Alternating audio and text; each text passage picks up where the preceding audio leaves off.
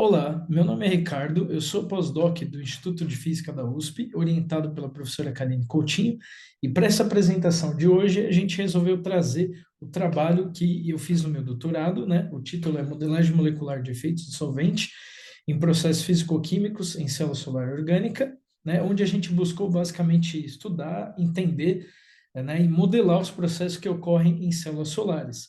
Né? Para essa apresentação específica, eu trouxe a parte da espectroscopia que a gente fez.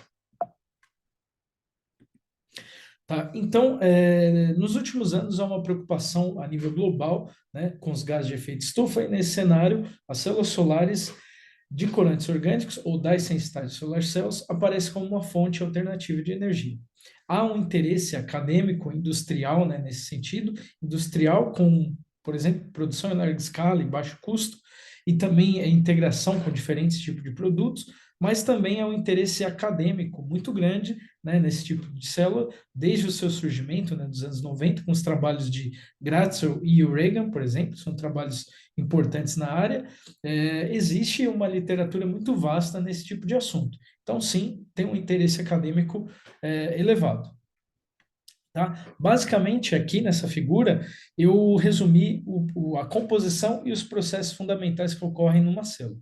Então, aqui eu tenho um óxido mesoporoso, né, que é depositado no eletrodo. Esse óxido é composto por nanopartículas de TiO2, onde o corante, aqui em laranjinha, fica ancorado à nanopartícula.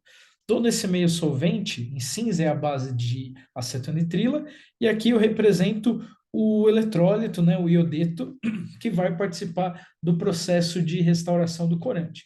E por fim, aqui eu tenho um filme catalítico de prata que participa do processo, né, de redução desse eletrólito.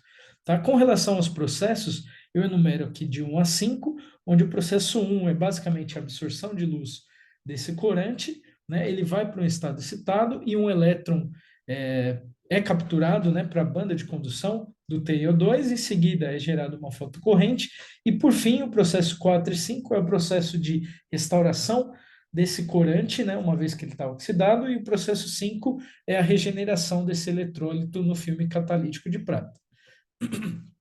Então, com relação à nossa metodologia, basicamente o que a gente fez foram cálculos quânticos, né, com Gaussian, desde a otimização de geometria dos corantes, das nanopartículas, o entendimento da polarização, né, desse meio solvente, né, por meio dos cálculos de cargas, qual o efeito disso no corante, e também uma parametrização de um campo de força, para, a partir disso, fazer as nossas simulações.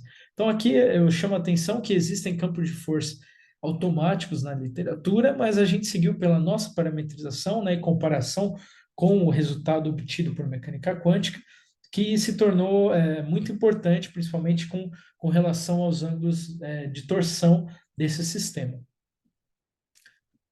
Tá? Então, sumarizando, o que a gente fez foram simulações clássicas, né, de Monte Carlo, no programa DICE, né, desenvolvido pelo grupo da professora Karine Coutinho, e a gente seguiu por uma abordagem híbrida, né, ou seja, combinando métodos de mecânica quântica com mecânica molecular, né, o sequencial quantum mechanics, molecular mechanics, onde basicamente a gente separa configurações, né, estatisticamente descorrelacionadas das nossas simulações, e essas configurações são submetidas para o cálculo quântico da estrutura, do cálculo quântico de estrutura eletrônica, né, da propriedade de interesse, por exemplo.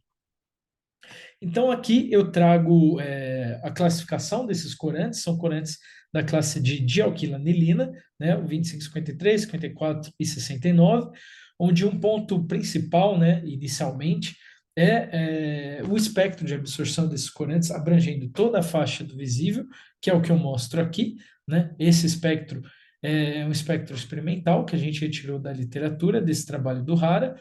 Um outro ponto importante desse tipo de corante é que eles possuem grupos ácidos, né, que vão ser responsáveis pelo processo de agregação, né, de absorção desse corante na nanopartícula de TiO2. Apenas para diferenciar cada tipo de corante, o 2553 ele é o de menor estrutura, e o 54 e o 69 eles são compostos por esses grupos maiores aqui, né, N-dialquilanilina, né? No caso, os dois possuem essa cadeia a mais ali, e o 2569 ele possui esse grupo metina, essa ponte um pouco mais extenso. Mas, de forma geral, todos os corantes possuem um grupo doador, essa ponte e um grupo aceitador de elétrons, como eu represento aqui. Tá? Então, numa primeira etapa, foi entender qual é o comportamento do espectro de absorção desses corantes em solução de acetonitrilo. Eu trago aqui o do 2553. Então, nessa primeira figura, né, assim como na outra, a linha em curva, a linha sólida, né, na cor preta, representa o espectro experimental. E a linha vermelha pontilhada é simplesmente o cálculo, né, do espectro considerando a geometria otimizada. E você vê que é um cálculo mais simples, né? E ele fica aqui relativamente próximo ao máximo obtido pela literatura, né? O máximo experimental. A curva simplesmente em vermelho, escrito como flex, ela é a convolução de 100 configurações, né? Vinda de uma simulação desse corante em vácuo. E aí a gente pegou essas configurações e fizemos o cálculo da espectroscopia considerando o modelo contínuo PCM de acetonitrilo. O que a gente percebe é que existe um desvio, né, para maiores comprimentos de onda, que já era de se esperar pelo próprio modelo, né, PCM, superestimar, né, esse efeito dissolvente. E aqui intermediário, em linha verde, é a curva, né, a convolução vinda da simulação do corante em meio solvente, explicitamente, ou seja, considerado esse efeito de relaxação da geometria do corante quando ele está presente na simulação com o meio solvente propriamente. Tá? Essa outra figura, ela indica os nossos melhores resultados, né? A curva em magenta aqui, né, em rosa, a gente considera 493 cargas pontuais desse solvente e 7 moléculas explícitas, né, de acetonitrila na primeira camada de solvatação. A questão é que esse cálculo ele é muito demorado, ele leva 65 horas cada cálculo. E aqui eu represento 60 cálculos. Então, tem um custo computacional muito elevado. Já considerando apenas 500 cargas pontuais, né, ou seja, o embedding eletrostático, esse cálculo leva apenas 6 horas, né, em comparação com moléculas explícitas, que custa 65 horas. E a gente chega à conclusão que o nosso cálculo em roxo aqui, indicado, né, nossa curva em roxo, é o nosso melhor resultado, que mais se aproxima, né, do máximo obtido experimentalmente, com o custo computacional relativamente baixo. Tá? Então, aqui a gente buscou entender esse efeito, né, tanto da parte geométrica quanto do campo eletrostático do solvente na descrição do espectro.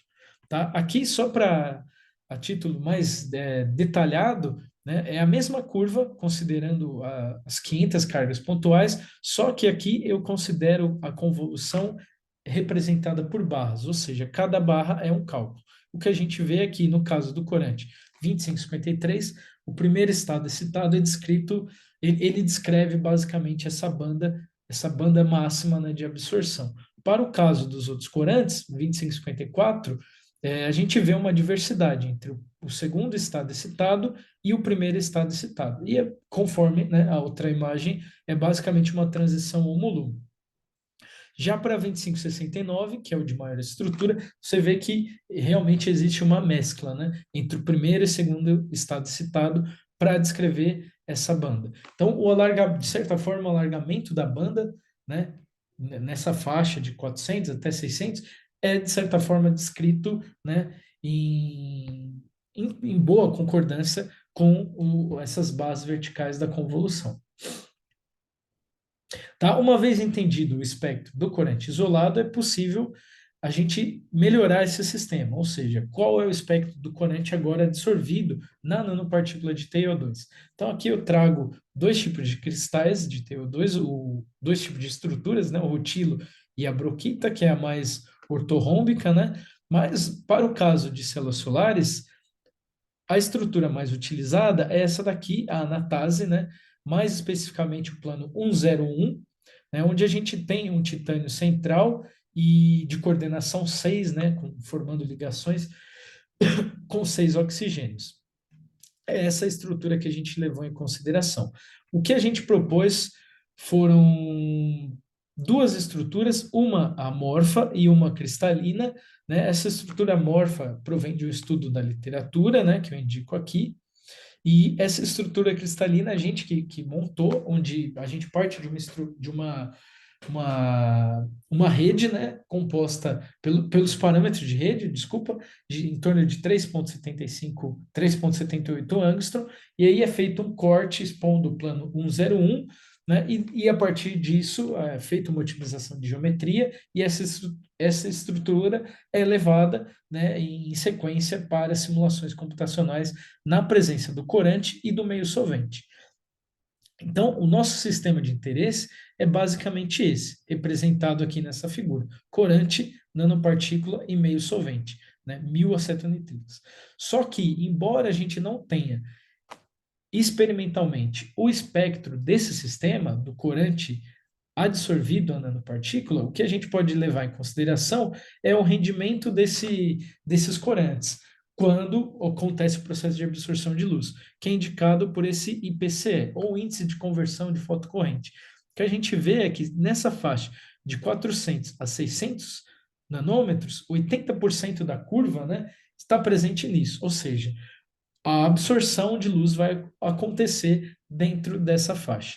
Então, para a estrutura cristalina, a gente sim obtém uma banda, né, de intensidade máxima dentro dessa faixa, mas diferente do outro caso, onde a gente também descrevia, né, por bases verticais, mas só o corante isolado, aqui a gente vê que essa banda, ela é na verdade uma composição de vários estados, né, deixou de ser bem descrito por apenas um estado.